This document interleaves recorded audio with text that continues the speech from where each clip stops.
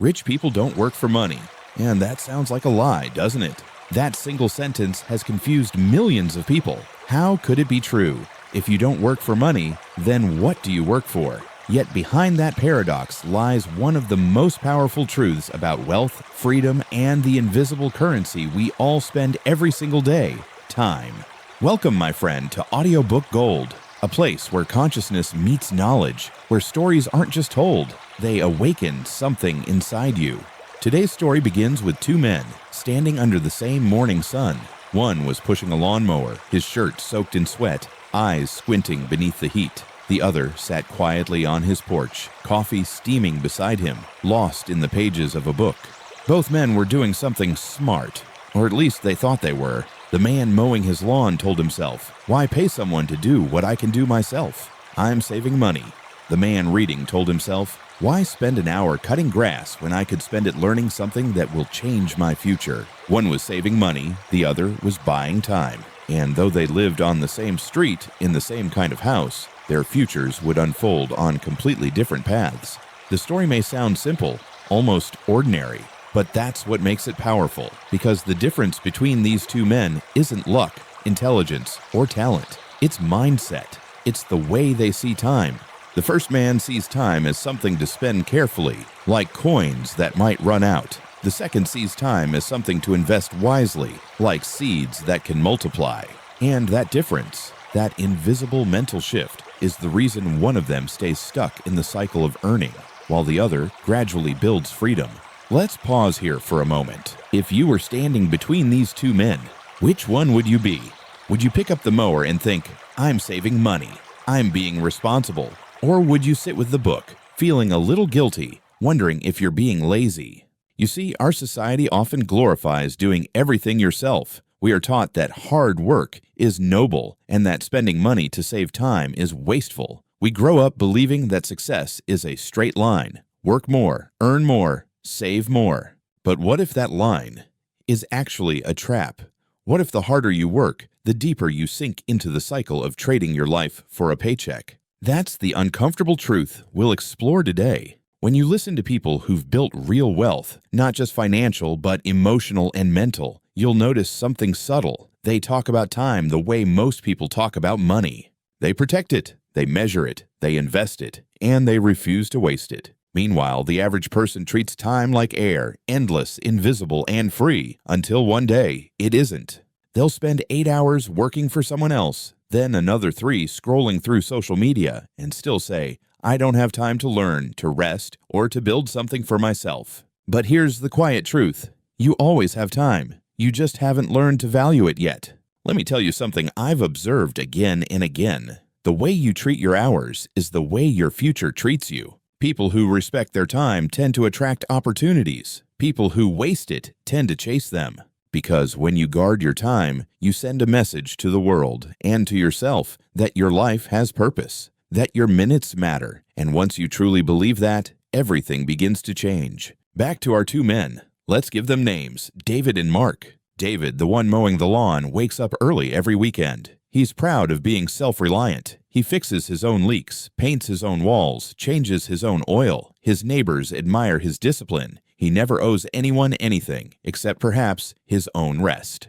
Mark, on the other hand, gets up around the same time. He checks his planner, reviews his notes, and calls a freelancer who manages his small online business. He spends his next 2 hours studying a book on leadership. Later, he meets a friend to discuss a potential project. People sometimes whisper, "He's lucky. Must be nice to have that kind of free time." But what they don't see is that Mark made that freedom happen by choosing not to do everything himself, by choosing to trade money for time so that his time could make more money. Now, let's be clear. This isn't a story about being lazy. It's not about refusing to work. It's about working smarter, about understanding leverage. David works hard in his life. Mark works hard on his life, and that makes all the difference. Most people spend their days solving short-term problems, fixing what's broken, paying what's due, catching up on what's late. But the wealthy, those who truly master time, spend their days creating systems that solve problems before they happen. They don't just do, they design. And that's where freedom begins. I want you to think about this sentence for a moment. A man hires someone to mow his lawn so he can read. The other mows his own lawn to save money. One seems smart, one seems wasteful, but time will reveal who truly wins. Because when the first man finishes his book, he gains an idea, a thought that could earn him 10 times what the lawnmower cost. The second man finishes his lawn, looks at his tidy yard, and feels good, but only for a moment. By the next weekend, the grass will grow again, and the cycle continues. You see, the poor chase tasks, the rich chase growth. So here's a question I want to leave hanging in your mind. If your time were money, would you still spend it the way you do now?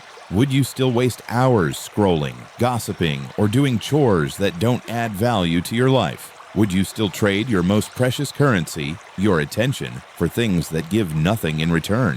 Because that's the real secret. The rich don't have more time than you. They just spend it differently. They buy it, multiply it, protect it, and the poor, they sell it cheap. Before we go deeper into this lesson, I want you to ask yourself something. When was the last time you sat quietly and asked, what is my hour worth? Not your salary, not what your boss pays you, but what you believe your hour is worth to your own life. If you could buy back 1 hour of your youth, how much would you pay? If you could add 1 more hour to the last day of someone you love, what would it be worth? Suddenly money feels small, doesn't it? Because time is the only currency that never returns once it's spent, and yet it's the currency most people waste without a thought. That's why this episode exists, because once you truly understand the value of time, everything else, money, work, success, begins to fall into place naturally. You'll stop chasing every opportunity. You'll start choosing the right ones. You'll stop saying yes to everything. You'll start saying no to protect your peace. And in that stillness, in that awareness, you'll find what the rich have always known.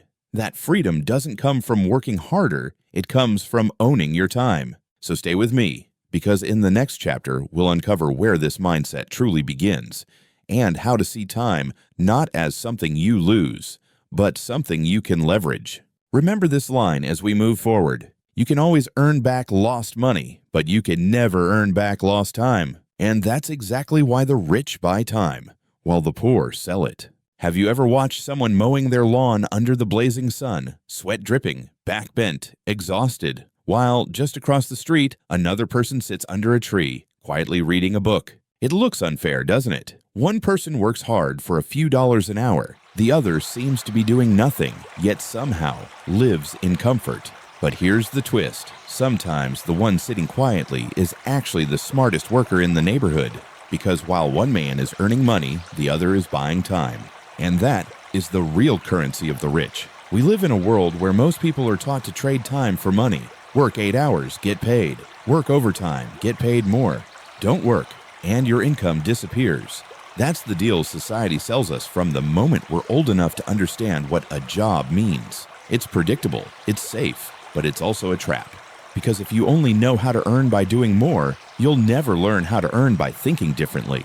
Let me tell you a story. When I was young, my neighbor, Mr. Harper, was the kind of man everyone respected. He was a teacher, wise, patient, loved by all. Every morning he'd leave for school at 6:30 a.m., come home around 5 p.m., and spend his evenings grading papers under the soft yellow light of his small lamp. He once told me, "Work hard, son, and life will reward you." And I believed him. But then, years later, I met another man, David, who lived just 2 houses down. He was always home. He never seemed to work. Yet every few months, a new car appeared in his driveway. One day, I asked him, "Mr. David, what do you do for a living?" He smiled, sipping his coffee. "I build systems that work while I rest." I didn't understand at the time, but that single sentence stayed with me for years. You see, Mr. Harper sold his time. Every hour of his life had a price tag, his salary. But David bought time. He used his money, his ideas, his creativity to design systems, hire people, automate tasks. He wasn't lazy. He was leveraged. And leverage, my friend, is what separates the rich from the poor. The rich see time as a resource to multiply. The poor see time as a resource to spend. Here's the uncomfortable truth. Every person is both rich and poor, depending on how they use their hours. Some invest their hours into things that grow in value, learning, creating, connecting. Others waste theirs in activities that disappear with the sunset, complaining, scrolling, surviving. The currency isn't money, it's minutes. The richest people on earth aren't those with the biggest bank accounts, but those who have control over how they spend their hours. Think about it. A billionaire and a beggar both have 24 hours in a day. No one gets a bonus hour for being smart. No one loses an hour for being poor. So what makes one man's time worth $1,000 an hour and another's worth 10? It's how they use it. The billionaire spends an hour building systems, delegating, or learning something new. The beggar spends an hour hoping, complaining, or escaping. Same time, different results. There's a famous quote that says, "Ordinary people trade time for money. Extraordinary people trade money for time." At first, that might sound arrogant, but look deeper. When a wealthy person hires a cleaner, an assistant, or a driver, it's not because they're too proud to do those things themselves. It's because they understand that their time is worth more when used differently. If you earn $50 an hour and spend 2 hours cleaning your apartment, you've just paid yourself $100 to clean. But if you hire someone for $20 and use those 2 hours to work, learn, or rest, you've made a profit in money and energy. That's the silent equation of success, one that most people never learn. But let's be real, not everyone can just hire help or automate their work instantly. And that's okay, because buying time doesn't always mean spending money. Sometimes buying time means saying no. No to distractions, no to unimportant tasks, no to people who drain your focus. Every no you say to the wrong thing is a yes to something that truly matters. That's also buying time, with discipline instead of dollars. Let me paint a picture for you. Imagine two friends, Jack and Liam. Both work full-time jobs. Both have dreams of starting their own business. Jack says, "I'll start when I have more free time." Liam says, "I'll make time, even if I have to wake up earlier." A year later, Jack is still talking about it. Liam is running his first online store. The difference? Jack was saving time, thinking he could keep it. Liam was buying time, investing his hours into something that could grow. Time is like sand. Try to hold it, and it slips away. But use it to build, and it turns into glass, clear, strong, and lasting. There's a quiet power in understanding that time compounds, just like money. A single hour spent learning something meaningful every day might not seem much, but after a year, it's 365 hours. After 5 years, it's almost 2,000 hours, the equivalent of a full college degree. Meanwhile, an hour spent scrolling, complaining, or worrying compounds too, into regret, distraction, and lost opportunity. Every minute you live is like a dollar you spend, and once it's gone, it never returns. So the question isn't, do you have time? It's, what are you buying with it? I once heard a story about a man who worked 3 jobs. He slept 4 hours a night, proud that he was providing for his family. But when his daughter turned 16, she said something that broke him.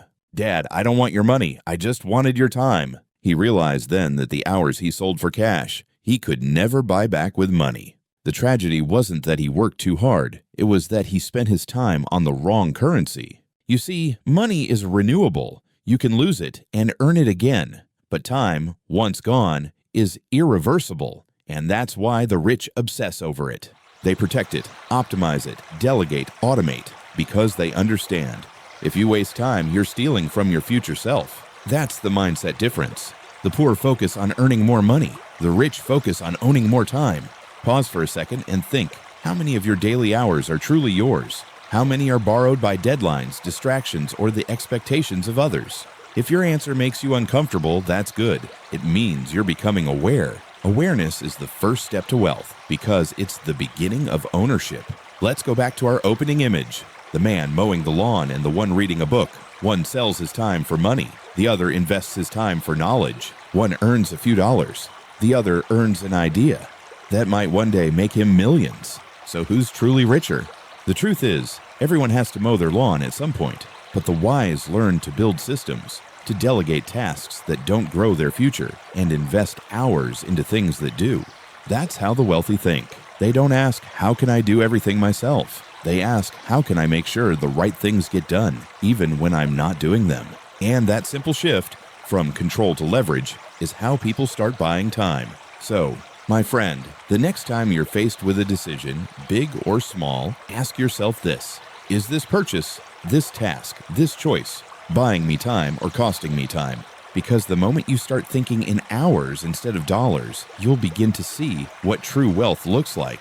It's not in the car you drive or the phone you hold. It's in the freedom to say, I choose what to do with my day. That's the luxury money alone can't buy, but smart thinking can. There's a moment that quietly happens to many of us. You walk into a store or scroll through your phone late at night, and something catches your eye. A new phone, a pair of shoes, a bag, maybe. You don't need it, but somehow it feels like you do. Your heart whispers, I deserve this. And in that instant, you press buy. For a few minutes, you feel better, lighter, almost happy, but deep down, you know the truth.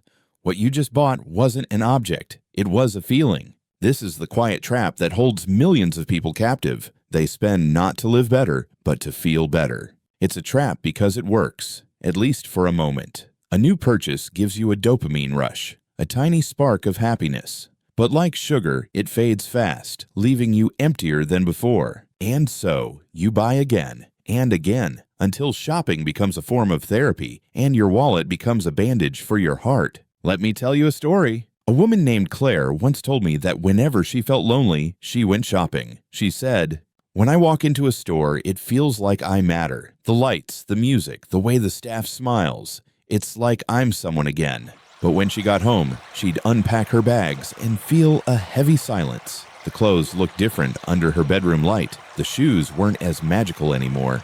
She'd sit on her bed surrounded by things she didn't need and realize she was trying to buy back her own worth. So many people do this, in small ways and big. Some buy gadgets to feel productive. Some buy luxury brands to feel valuable. Some buy courses and books not to learn but to believe they're improving. Money becomes a way to fill a gap that self-worth can't cover. But here's the hard truth. No purchase can heal what self-awareness refuses to face. It's not just about shopping. It's about the emotional meaning behind every transaction. When someone says, I don't have enough time, what they often mean is, I don't feel in control. When they say, I want more money, sometimes they're saying, I want to feel safe. We spend money to feel powerful, secure, admired, important. But when we chase feelings through objects, we lose the quiet ability to feel contentment through ourselves. Think about it. Have you ever seen a child playing with a stick and laughing like it's the best toy in the world? They're not happy because of what they have. They're happy because they're fully present. But as adults, we forget that. We start linking happiness to ownership, not experience. So we keep upgrading phones, cars, houses, thinking that new means better. But every time we upgrade the outside without upgrading the inside, the emptiness stays. There's a story about a millionaire who collected luxury watches. He had over 50, all perfectly aligned in a glass case. When someone asked him why he needed so many, he said, every time I buy one, I think it'll mark a new chapter in my life. But when I wear it, I realize it's just another reminder that time is still slipping away. That's the irony. The more he tried to own time, the more he realized he couldn't. Spending can become a mirror. It reflects what we value or what we lack. People who fear loneliness often buy connection through gifts, parties, or appearances. People who fear failure often buy proof of progress, like gadgets or certifications. People who fear being unseen buy symbols, cars, clothes, jewelry, hoping the world will notice what they can't yet see in themselves. But all these purchases are built on one illusion, that you can buy peace. You can't. You can only build it through awareness, gratitude, and purpose. Here's something to sit with. Every time you buy something, you're voting for the person you believe you are. If you buy impulsively, you're saying, I need this to feel complete. If you buy intentionally, you're saying, this serves the person I'm becoming. The same dollar, different message. The same act, different consciousness. That's the quiet difference between spending emotionally and spending wisely. Let's look at how the rich and the poor react differently to emotion. When the poor feel inadequate, they spend to express. When the rich feel inadequate, they learn to understand. One buys to cover pain, the other invests to cure it. And that right there is emotional intelligence in action. There's nothing wrong with wanting beautiful things. There's nothing wrong with comfort, luxury, or celebration. But when your happiness depends on what you buy, you're no longer spending money. You're spending your sense of self. The most dangerous debt isn't financial, it's emotional. It's when your identity is borrowed from things you own. Because when those things disappear, you disappear too. Let's pause for a second. Ask yourself, When was the last time you bought something just to feel something? A meal because you were sad, a gadget because you were bored, a trip because you wanted to escape. There's no judgment here, only awareness. Because once you see your patterns, you can change them. One powerful exercise I share with people is this. Before you buy anything, ask yourself 2 questions. What emotion am I really buying? Is there a cheaper, truer way to feel it? If you're buying clothes to feel confident, maybe what you really need is to work on self-respect. If you're buying new gadgets to feel productive, maybe what you really need is focus. If you're buying luxury items to feel admired, maybe what you really need is connection. Money can buy the shadow of these emotions, but only self-awareness can give you the substance. Let's take a deeper look at why this happens. It's not weakness, it's wiring. Our brains evolved to chase short-term pleasure because, in ancient times, that meant survival. A good meal, a new tool, shelter, they meant safety. But in the modern world, survival has changed, yet our brain hasn't. Now the same dopamine rush that once came from finding food comes from hearing the ding of an online sale confirmation. We've turned survival instincts into shopping habits. The result? We live in houses full of things and minds empty of peace. The rich understand this, not because they're immune, but because they've seen both sides of the illusion. They know that no matter how much you earn, you can't outspend emotional emptiness. So, they spend differently. They buy experiences, not ego. They buy education, not distraction. They buy systems, not symbols. They buy time, not toys. That's the emotional maturity of wealth. When you reach that understanding, you stop asking, "Can I afford it?" and start asking, "Does this serve who I want to be?" That's the shift. That's when your relationship with money turns from emotional survival to conscious creation. There's a beautiful story about a monk who visited a billionaire's home. The house was massive, filled with art and luxury. The billionaire said proudly, "Look around, I have everything money can buy." The monk smiled gently and replied, "Yes, but do you have anything money can't buy?" Silence filled the room. Because peace, purpose, love, those are non-purchasable luxuries, and they're the true signs of wealth. So, how do we escape this emotional trap? By changing how we measure value. Instead of asking, "How much does this cost?" ask, "How much life does this cost me?" If a purchase steals your time, your peace, or your purpose, it's too expensive, no matter the price tag. But if it buys you freedom, growth, or genuine joy, then it's a bargain, even if it costs a lot. That's the secret only emotionally intelligent spenders understand. In the end, every purchase tells a story. The question is, whose story are you living? The story society sells, of more, faster, newer, or the story you write, of peace, focus, and meaning. Because the richest people aren't those who have the most. They're those who need the least. They're not escaping their emotions. They're embracing them. They've learned that the most powerful transaction in life isn't made with money. It's made with awareness. So next time your heart whispers, "I need this," pause, take a breath, ask gently, "Do I really need it? Or do I need a moment to feel whole again?" Because sometimes the richest thing you can do is walk away with your wallet and your soul still full. There are things money can buy easily: food, clothes, comfort, even convenience. But there are also things that no amount of money can truly replace: peace of mind, purpose, and belonging. And yet, every single day, millions of people are trying to buy those very things with their wallets. We call it emotional spending, the silent transaction between emptiness and illusion. 1.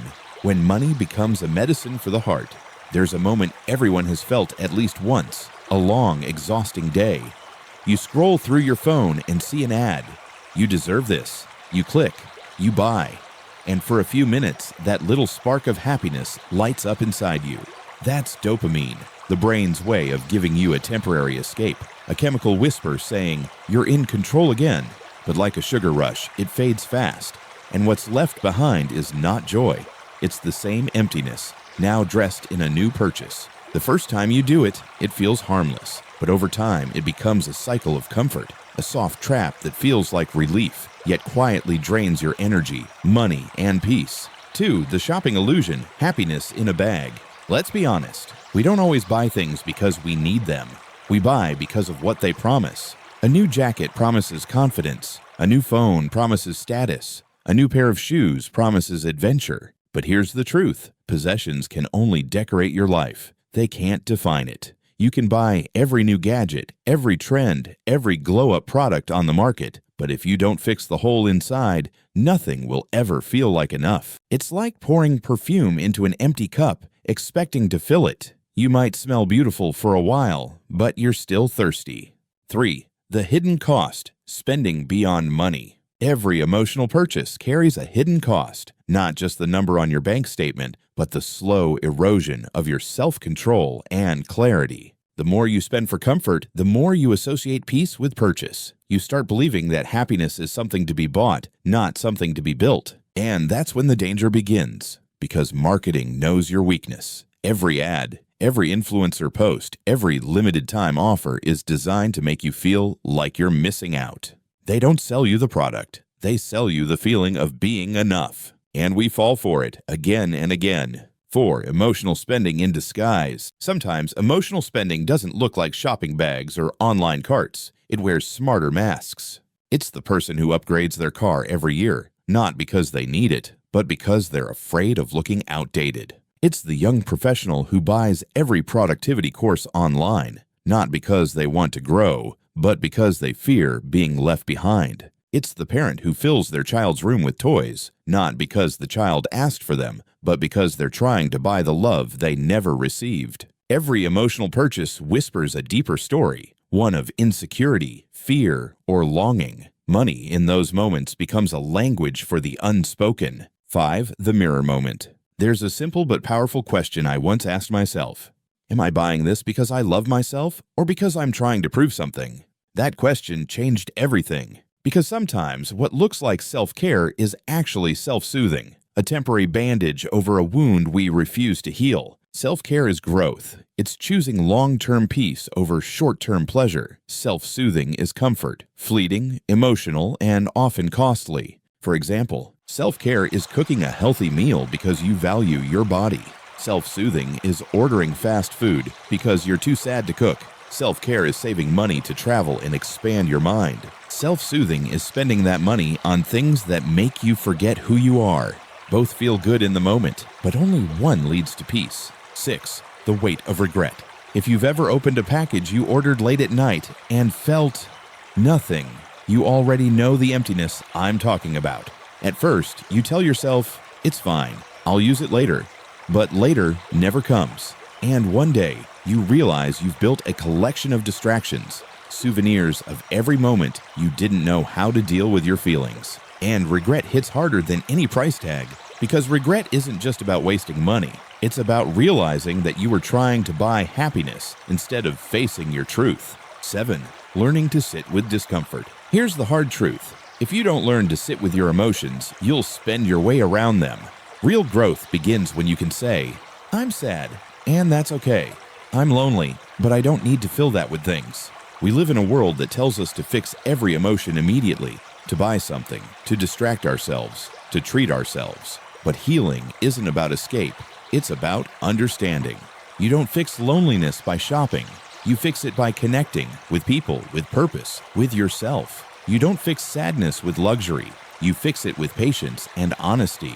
Money can buy you distraction, but only courage can buy you peace. 8. The value of enough. In ancient philosophy, there's a phrase, he who knows he has enough is rich. We often chase more because we don't recognize what enough feels like anymore. We compare, we scroll, we envy, and suddenly gratitude fades into the background. But when you pause, when you breathe, and truly see what's already around you, the roof, the food, the few people who care, you realize that contentment is the purest form of wealth. Enough isn't less. Enough is peace. And once you find peace, spending becomes simple again. No longer emotional, no longer impulsive, just intentional. 9. The practice of conscious spending. To break free from emotional spending, you don't need to stop buying things. You just need to start buying with awareness. Before every purchase, ask yourself 3 things. Is this for my growth or my comfort? Will I still value this a year from now? Am I buying this out of love or fear? If your answers lean toward fear, comparison, or boredom, step back, delay, breathe. Because real control isn't about restriction, it's about choice. When you buy with intention, every dollar you spend becomes an act of alignment, a reflection of your values, not your wounds. 10. A new kind of wealth.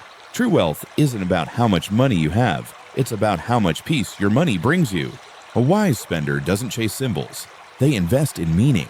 They buy fewer things, but better ones. They spend less often, but with more care. They give more because they know that generosity multiplies joy in ways consumption never can. They understand that money, at its best, is a mirror. It reflects who you are, what you value, and what you still need to heal. So, next time you feel the urge to spend, stop.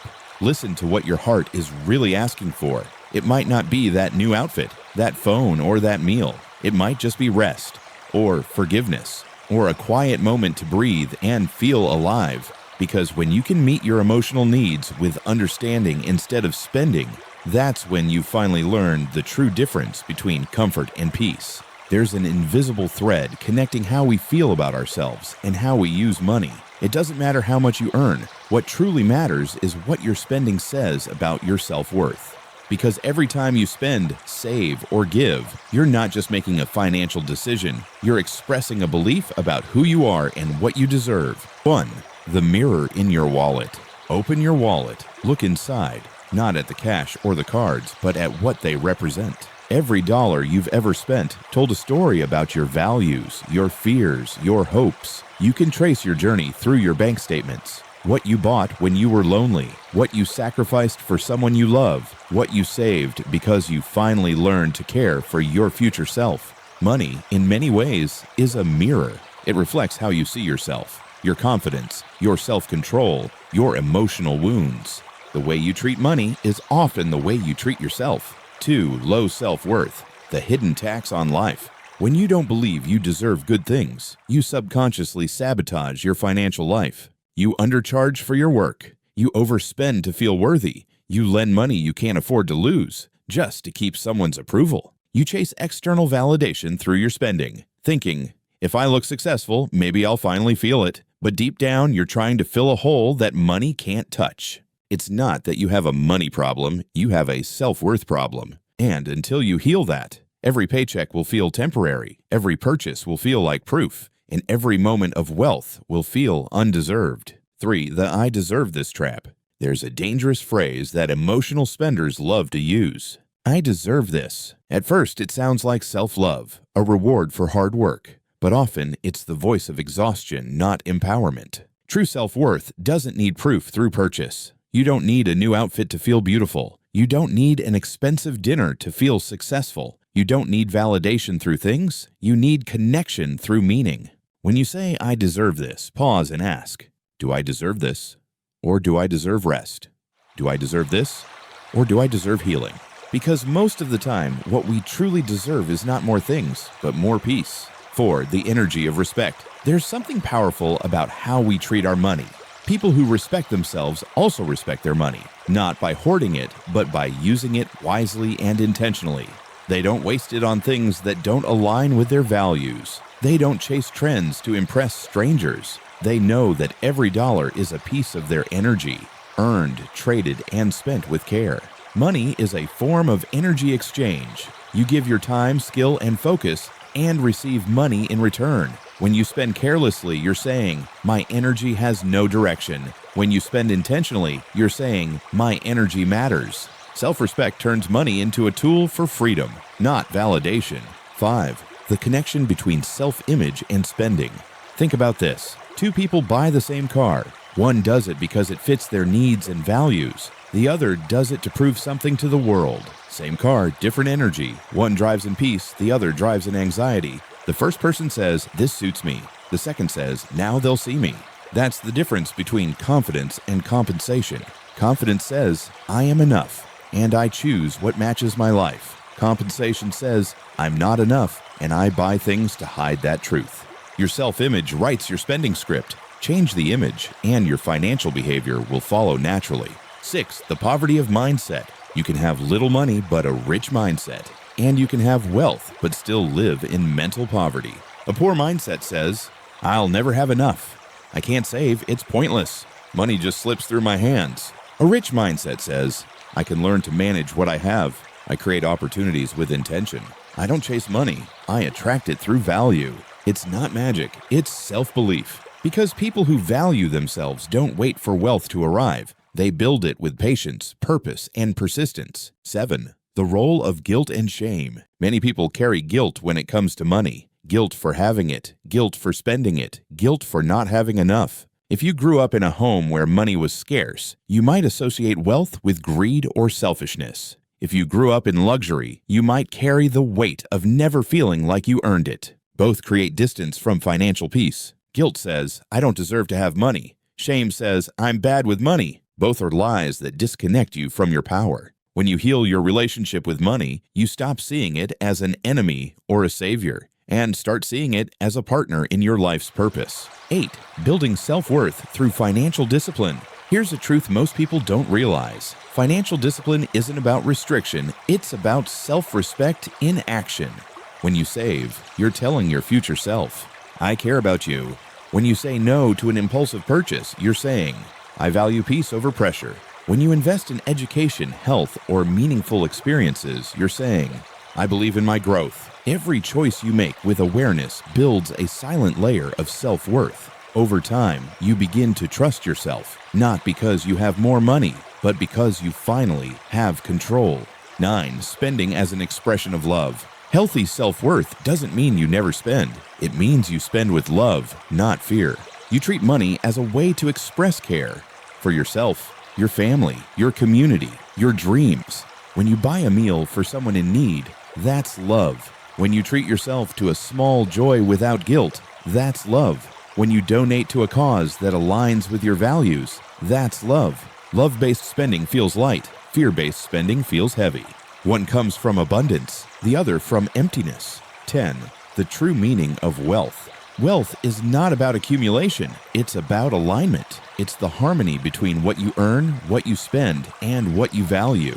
You could be wealthy on paper, but bankrupt in purpose. Or you could have modest means, but a full, rich life, because every dollar you spend carries meaning. True wealth is when your money flows toward things that make you more whole, not more hollow. It's when you can look at your bank balance and feel peace, not pressure.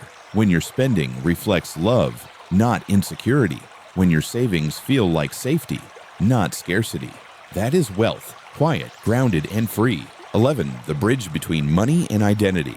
Your financial life will always rise to the level of your identity. If you see yourself as bad with money, you'll find ways to confirm it. If you see yourself as someone who always struggles, your reality will match your belief. But if you see yourself as someone who makes wise decisions, you'll begin to act that way, and the world will respond in kind. Identity shapes behavior. Behavior shapes results. So, if you want to change your financial reality, don't start with your bank account. Start with your self-image. 12. Your money, your story. Money will always tell your story, whether you write it consciously or not. You can be the character who spends to forget, or the one who saves to escape fear, or the one who spends and saves with purpose, because they finally understand that money isn't power, it's a mirror. And that mirror, when seen clearly, doesn't lie. 13. A promise to yourself. Today, make this small promise. I will no longer use money to prove my worth. I will use it to express my values.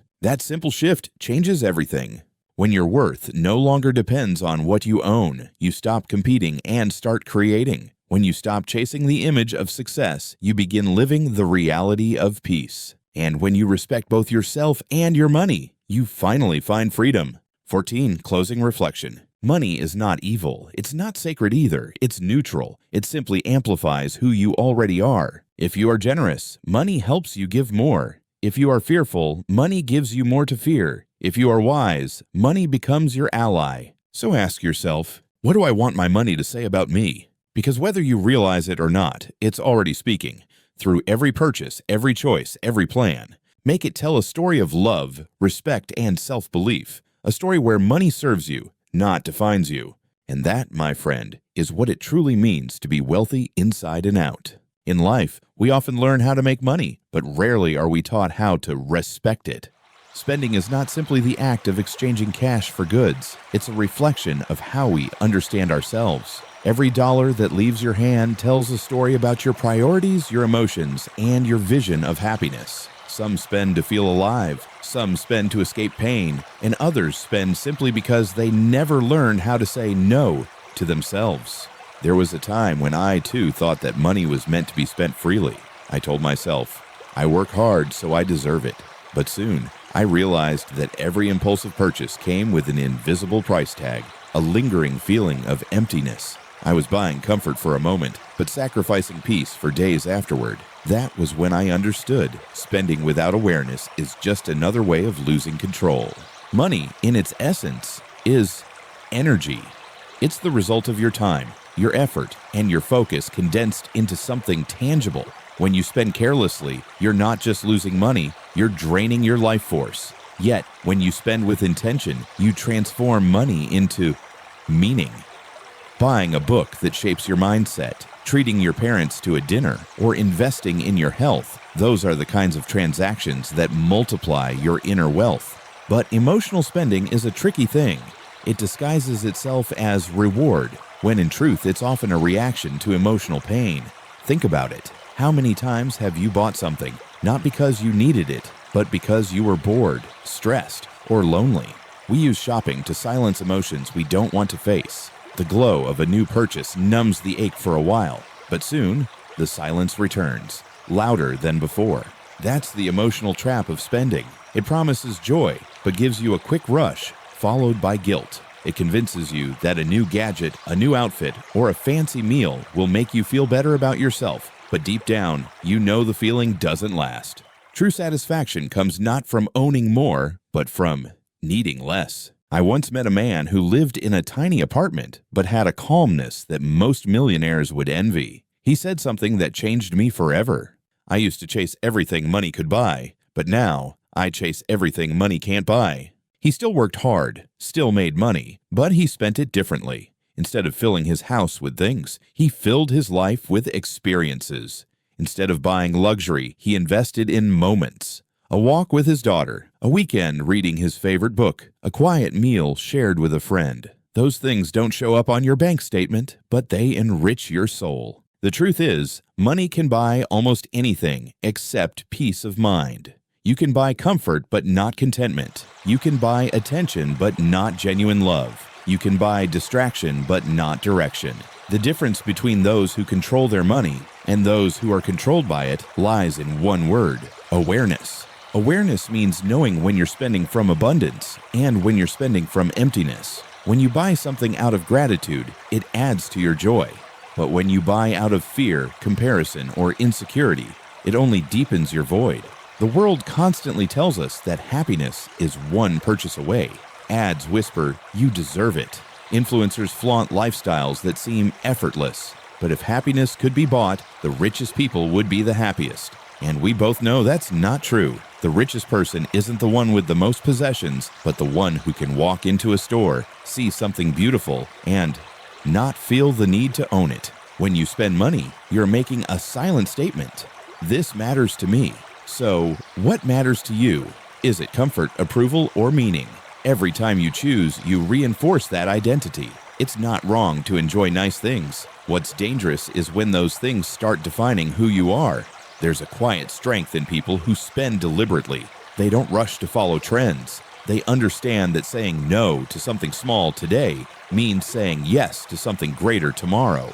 Every act of restraint is a form of freedom. Because in the end, money is never the goal. It's the tool that helps you live the life you truly want. Imagine this. You wake up one morning, look around your home, and realize that everything you own has a purpose, a story, or a function. No clutter, no chaos, just calm. That's what intentional spending brings. Not less joy, but deeper joy. Because every item around you serves your growth, not your ego. There's also a hidden connection between money and self-worth. People who feel unworthy tend to overspend, trying to buy back the confidence they lack. They think the right clothes, the right car, the right brand will make them feel better, but all it does is mask the wound. Healing begins when you recognize that you are already enough, even without the extras. When you respect money, you stop treating it like a trophy or a toy. You begin to see it as a companion, something that flows through your life when you treat it wisely. You save not out of fear, but out of vision. You spend not to impress, but to express your values. And that shift changes everything. You start noticing how unnecessary most temptations are. You stop comparing yourself to others. You realize that simple "ours" doesn't mean poor, it means clear. You start to redefine wealth as the freedom to make choices, not the pressure to keep up appearances. One day, you'll look back and understand that the difference between the person who's always chasing money and the one who seems effortlessly abundant is not luck, it's clarity. The abundant person knows what's enough. They have boundaries, discipline, and gratitude. They spend consciously and save wisely. And because of that, money stays in their life longer. It trusts them. So next time you're about to spend, take a breath. Ask yourself, am I feeding my growth or my emptiness? If it's growth, go ahead, invest. If it's emptiness, pause. No price tag in the world can fill what's missing inside. Only awareness, patience, and self-understanding can do that. In the end, the art of spending isn't about having more or less. It's about harmony between what you earn, what you own, and what you truly need. When those three align, life feels lighter. You stop chasing, you start living. And that's when you realize the real difference between spending and wasting. Spending is when money serves you. Wasting is when you serve money. So spend with love, spend with clarity, and remember, every dollar is a reflection of your choices. Make them count. There comes a moment in every person's life when they begin to realize money has never truly been about numbers. It's about reflection, because every dollar we spend tells a story about who we are, what we value, and what we believe we deserve. When I first started earning a little more, I thought I had finally made it. I upgraded everything, clothes, gadgets, even my morning coffee. But after the excitement faded, I noticed something strange. My satisfaction didn't grow with my spending. It shrank. The more I tried to buy happiness, the more I felt it slipping away.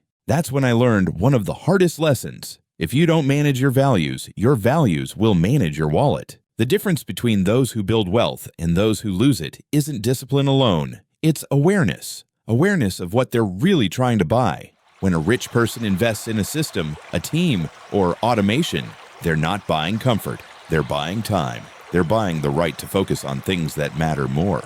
But when someone buys distraction after distraction, what they're really purchasing is an escape from boredom, from stress, from themselves. So many of us confuse movement with progress. We rush to work, rush to earn, rush to spend. And yet, at the end of the day, we remain exactly where we were. Because running on a treadmill still burns energy, but it never takes you anywhere. I remember a quiet morning when I was sitting in a park, watching an old man feed the pigeons. He moved slowly, almost meditatively. I struck up a conversation, and he told me he used to be a successful businessman. But now, after selling his company, he lived simply. A small house, a simple car, and an ocean of peace. I asked him if he ever missed the rush of business. He smiled and said, "I used to think time was money. Now I know money was just a way to buy back the time I wasted." That sentence hit me like a storm. Because isn't that what most of us are chasing? We work so hard for years just to one day be free. Free to rest, to travel, to breathe. But what if freedom isn't something you buy later? What if it's something you design today? Through the way you spend, the choices you make, the boundaries you set. Let me ask you something. When was the last time you spent money that truly made you feel alive? Not proud, not admired, but alive. Was it a gift for someone you love? A book that shifted your mindset? A short trip that gave you perspective? That's where the real value lies. Not in how long something lasts, but in how deeply it moves you. The rich understand this intuitively. They don't buy to impress. They buy to express. Every purchase is an extension of who they are and what they want to create in the world. They invest in relationships, in education, in systems that multiply their time and impact. Meanwhile, the poor often buy to prove, to show they're not behind, not less than others. But in doing so, they lose the very freedom they crave. You see, when you spend without awareness, your money doesn't serve you. It owns you. But when you spend with clarity, even a single dollar can build something far greater than wealth. It can build meaning. Let's get practical for a moment. Here's a simple truth that changed my life. Every dollar you spend is a vote for the kind of life you want. Look at your expenses for the past month. Each item, coffee, clothes, apps, nights out, is a vote. Are you voting for growth or comfort? For connection or distraction? For freedom or dependency? If your spending doesn't align with the person you want to become, then no amount of income will ever make you rich. Because true wealth isn't about what you have, it's about what you keep and what you choose not to waste. So start small. Automate your savings. Invest in skills that save you time. Delegate tasks that drain your energy. And most importantly, buy back your focus. Because attention is the new currency. One of the best decisions I ever made wasn't financial, it was emotional. I stopped trying to compete in someone else's game. Instead, I started designing a life that matched my own definition of success. A quiet morning with coffee, a book that made me think, work that mattered, and enough time to be present with the people I love. That's when I realized I didn't need to be rich to feel rich. I just needed to stop trading my hours for things that didn't feed my soul. So here's the shift. Stop asking, can I afford it? Start asking, is it worth my time? Because time, once spent, never returns. And when you learn to guard it like treasure, you'll discover the paradox that the rich have always known. You don't get rich by saving money. You get rich by saving time. The poor trade their hours for money. The rich trade their money for time, to read, to think, to create, to live. That's the real game. And once you see it, you can never unsee it. There's a beautiful saying I once heard. You can always make more money, but you can never make more time. If you let that sink in, truly sink in, your entire relationship with money will change. You'll stop chasing and start choosing. You'll realize that wealth isn't measured in your bank account, but in how many mornings you wake up without rushing, how many nights you go to bed without regret. So tonight, when you close your eyes, think about the hours you spent today. Did they bring you closer to freedom, or did they buy another layer of chains? Because every transaction is a mirror reflecting what you truly believe you're worth. And maybe, just maybe, the richest life isn't one with more things, but one with more time to feel, to love, and to be. There's a silence that only comes when you stop chasing. It's the sound of your breath slowing down, your mind finally catching up with your heart. It's when you look around and realize the things that matter most were never for sale. We spend so much of our lives trying to earn, to buy, to own. But what if the essence of wealth isn't measured by how much you have, but by how little you need to feel whole? When you strip away all the noise, the brands, the comparisons, the endless upgrades, you begin to see that true wealth isn't about accumulation, it's about alignment. Alignment between your time, your values, and your peace. A wealthy person isn't someone with millions in the bank. It's someone who can wake up on a Monday and do what they love, spend the afternoon with their children, take a slow walk without guilt, and fall asleep knowing they lived the day fully. That kind of freedom doesn't come from a paycheck. It comes from a mindset. The mindset that says, I don't need to own everything. I just need to own my time. I once met a man who had everything people dream of. A mansion, luxury cars, vacations in places most of us only see in magazines. But he told me something I'll never forget. He said, I can buy any comfort in the world, but I can't buy back the years I traded to get here. His voice was calm but heavy, like he'd finally seen the cost behind the price tags. He wasn't bitter, just aware.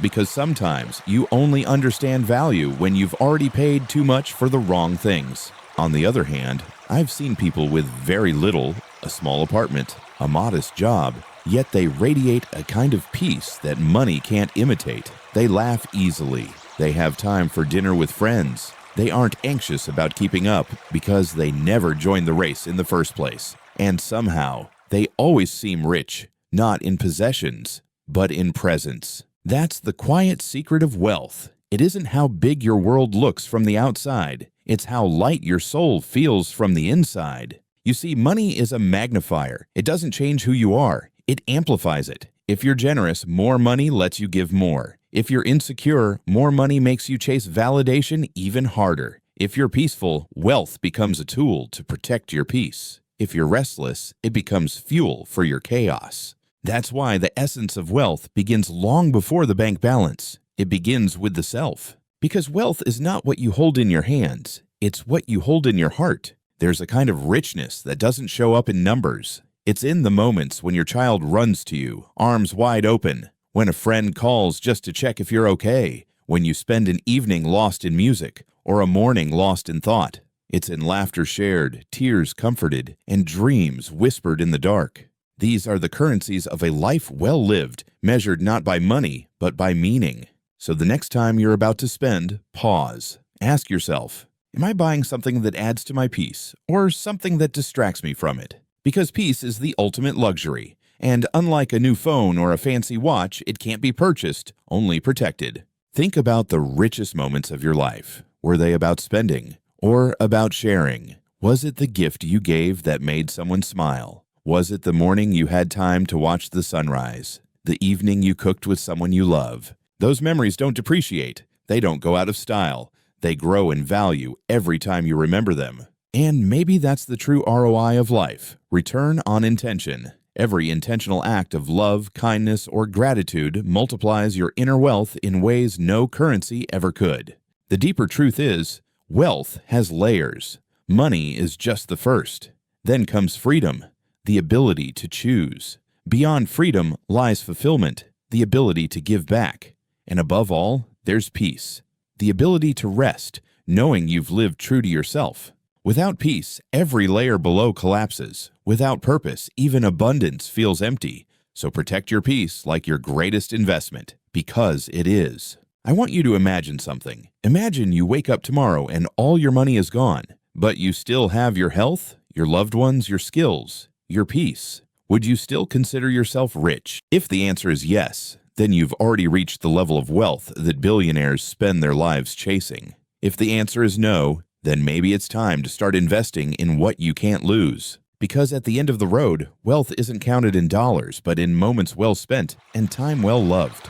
There's a quote that says, "Some people are so poor, all they have is money." It sounds harsh, but it's true. Because when your self-worth depends on your net worth, you've already sold the most priceless part of yourself, your inner peace. So stop chasing a number and start chasing presence. Stop counting your possessions and start counting your blessings. You'll be amazed how quickly abundance finds its way back to you, not as luxury, but as liberation. In the end, the essence of wealth is simple. It's waking up without dread, working because you want to, not because you have to, loving without fear of loss, and sleeping with a quiet mind. No paycheck can buy that, but every conscious choice can build it. So, spend your money on things that expand your soul. Invest your time in people who make you feel alive. And remember, every day you live in gratitude, you are already living a wealthy life. If you're listening to this right now, take a breath. A slow, honest one. Because this part isn't about lessons or logic anymore. It's about you. Not the version of you chasing goals, ticking boxes, or comparing achievements, but the quiet one. The one sitting behind your thoughts, watching the world rush by, wondering, am I really living the life I want? This is a letter to that version, the one who's tired, hopeful, and still trying to figure it all out. Dear future me, I hope you never forget how far you've come, that you once stood at a crossroads, overwhelmed by choices, and still had the courage to choose growth over comfort.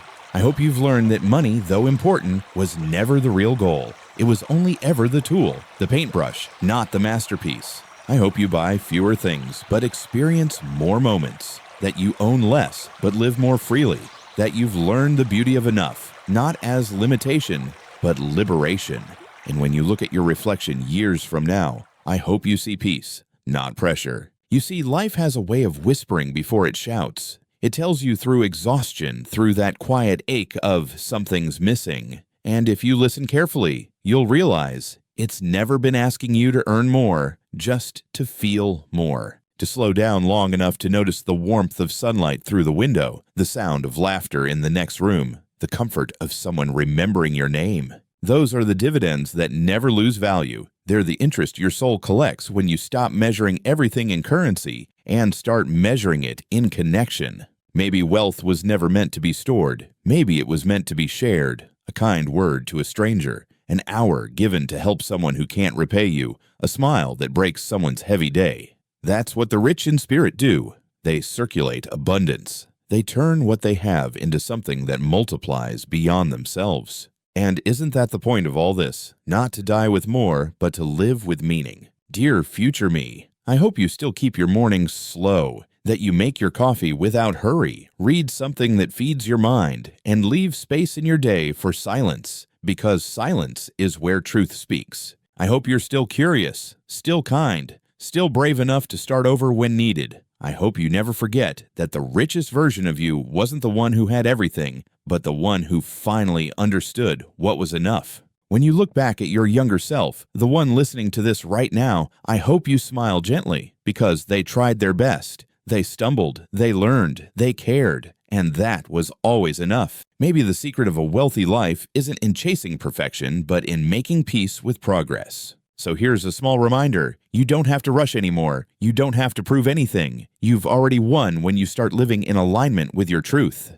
Spend wisely but not fearfully. Give freely but not foolishly. Save diligently but never forget to live. Money will come and go. Opportunities will rise and fall. But time will only move forward. So make sure it's taking you somewhere that feels like home. And if one day, when life gets noisy again, you start to forget this feeling, come back here. Listen again, not for the words, but for the silence between them, the space where peace quietly waits for you to return. Because true wealth isn't something you earn, it's something you remember. Take one last deep breath, let it fill you slowly, and release. This isn't the end. It's simply the moment you open your eyes again.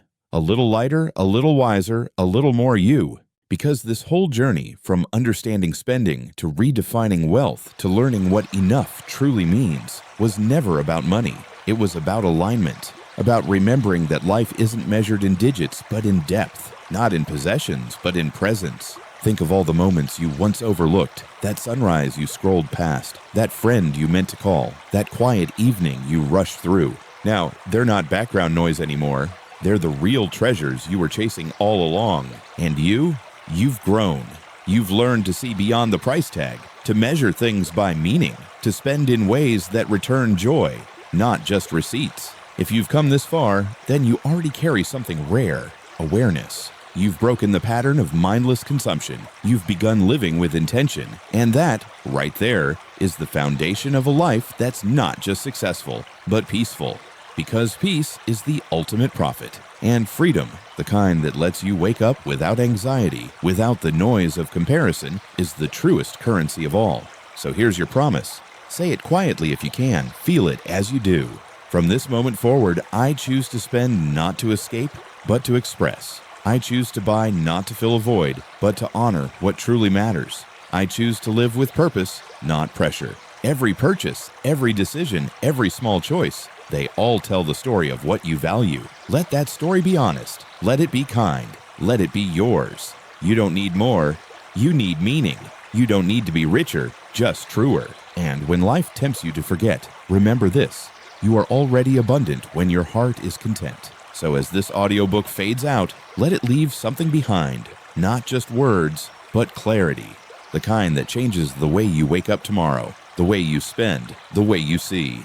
Because this isn't the end of the difference between spending. It's the beginning of a new chapter, the one you get to live. Thank you for listening. If this story spoke to you, stay with us. Because Audiobook Gold isn't just a channel, it's a journey. One story at a time, we grow. Not richer, but wiser. Until next time, spend gently, live deeply, and never stop becoming who you were meant to be.